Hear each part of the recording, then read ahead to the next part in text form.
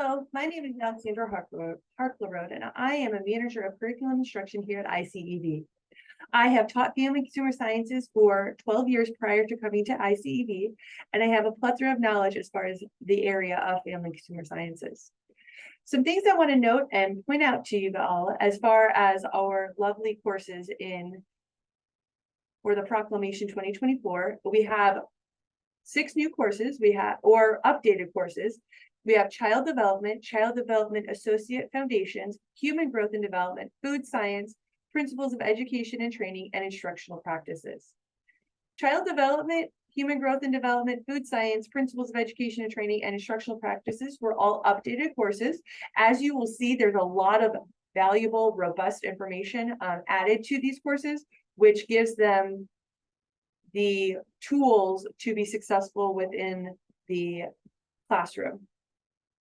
First, we're going to take a look at child development. Child development has a great resources as far as our subject matter experts. For example, within some of our videos, we do have, for example, our midwife group who speaks about their experiences within childbirth as far as the labor and delivery methods video. So, for example, you do not have to go and search that specific person in your community to come be a guest speaker. We provide that for you within the videos that we do have.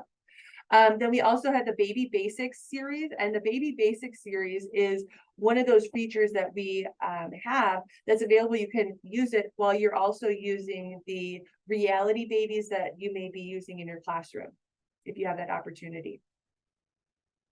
Then we have the Child Development Associate Foundations. In Child Development Associate Foundations, this is the course that will prepare students to become certified for the CDA, which is the Child Development Associate. Something to keep in mind is we do not certify students through iCEV for the Child Development Associate.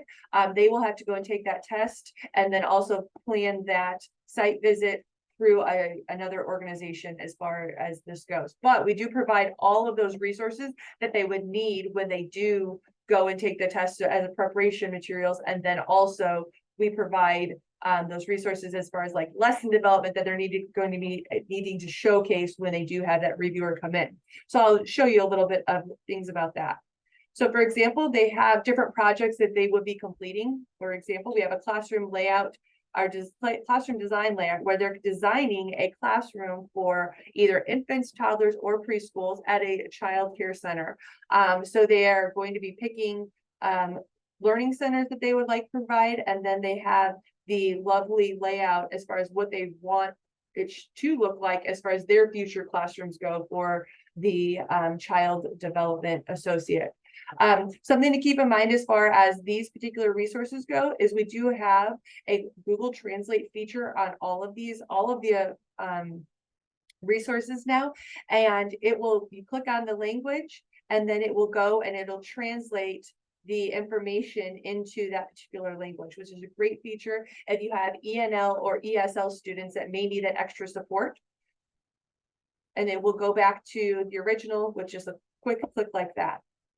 We also do have within this course, as far as the CDA course goes, is reflective writings for each functional area. Each lesson is based on a specific functional area. So for example, physical development or learning environments or something of that nature.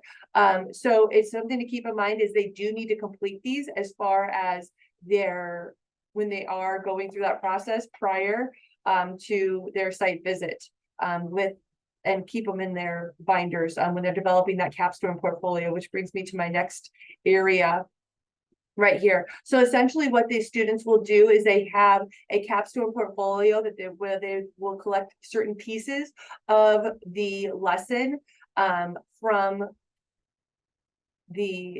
put them in their portfolio. Something to keep in mind as far as this goes is we do note that which ones that they're going to be looking for, and they're going to make sure that they need to keep a track of. And then at the end, the final lesson for this particular course is a portfolio or capstone portfolio presentation where they're going to be presenting the materials to not only their peers, but also to community members and everything of that sort. So that is the Child Development Associate Foundations. Human Growth and Development, it has been updated. It was a has lots of different resources added to for students and teachers. It does have those HTML features, for example, where it translates the materials. If students go and highlight different pieces, they will go and the feature will read it to them. Which is a great resource. Then there's food science. In food science, we do have a lot of different things to keep in mind here, is that there are food lab challenges. So teachers do not have to go and search for a lab that aligns with their particular topic. So we have embedded those in with these lessons. So for example, we have a food lab challenge where steam is a leavening agent. So it takes the teacher and the students through the process of what the instruction sheet will look like, what lab materials you would need, and so on and so forth. And it breaks it down day by day, which is great as far as like lab prep, the steps, and then it also provides, like, for example, the accommodations, modifications, and extensions as far as the particular topic goes. And then it gives you the recipe and all those areas as far as what we're doing day by day. One thing to note as far as our lab challenges goes, there is also the pre-lab check. And the pre-lab check is just to make sure that you as an educator get a pulse on how your students are doing and what they know as far as the information goes. Then we also have the student lab report. The student lab report is where they're going to be going through and looking at as far as what they need to do in that case. They have pre-lab questions, and then they're going to complete the lab. Like, for example, it's day 1, day 2, day 3, and then day 4, 5, and so on and so forth. And then it has post-lab questions that students will answer in order to support and see what they learned as far as the materials go. Then finally, we have Principles of Education and Training and Instructional Practices. These 2 courses were updated from what they were previously.